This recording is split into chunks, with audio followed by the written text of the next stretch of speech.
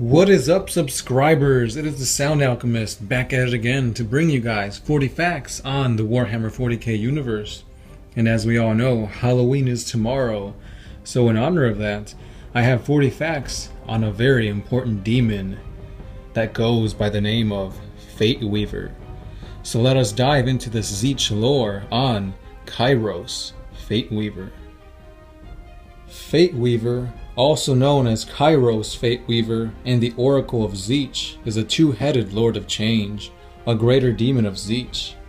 Fateweaver is the mightiest of the Lords of Change that serve Tzeentch, and is blessed with access to all of his knowledge concerning the nature of fate and destiny. Kairos possesses a prescience beyond all his immortal ken. His lord and master, the ever-changing schemer, the changer of ways, he possesses the ability to know all things past and all things present. However, the future is a very entirely different matter. The ever-changing and ever-twisting threads of the future are infinite and fragmented into uncountable threads. This limit to his prescience frustrated Tzeentch to no end. In order to overcome this one weakness of his, the great Sorcerer traveled to the very center of reality, where space and time originated and ended, converging at the mystic well of eternity.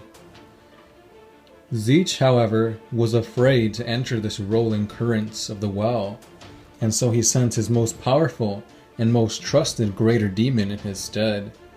But none of these Lords of Change ever returned from this well.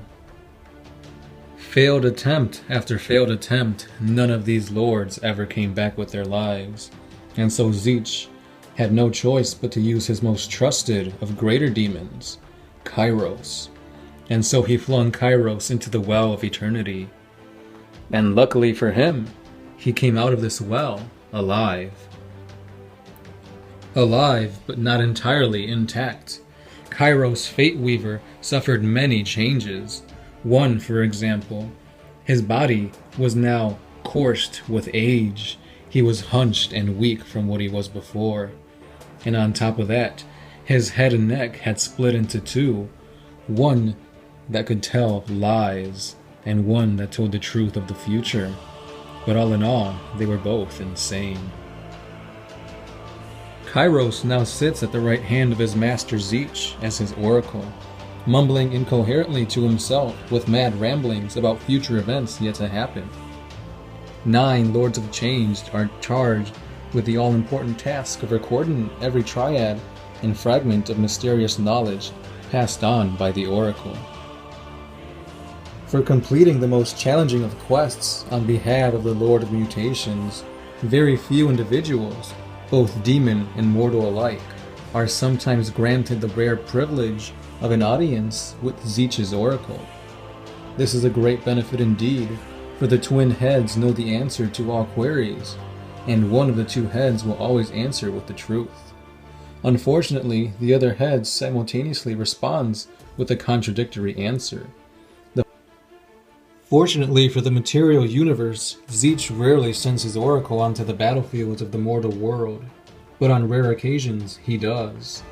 On this plane of existence, the oracle is able to summon great malefic powers and use his infallible prescience to influence the course of a battle. He can unleash tides of warping energy upon the enemy, changing the very landscape of a battlefield to his advantage.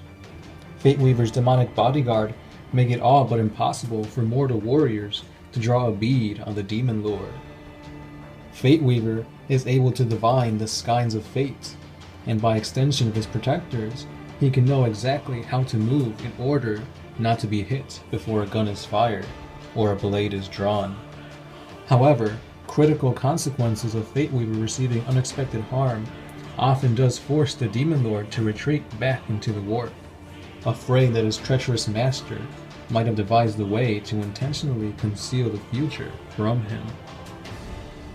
Now we will hear from Kairos Fateweaver once more, or perhaps a few more times, for this guy makes many appearances in other special characters' lore.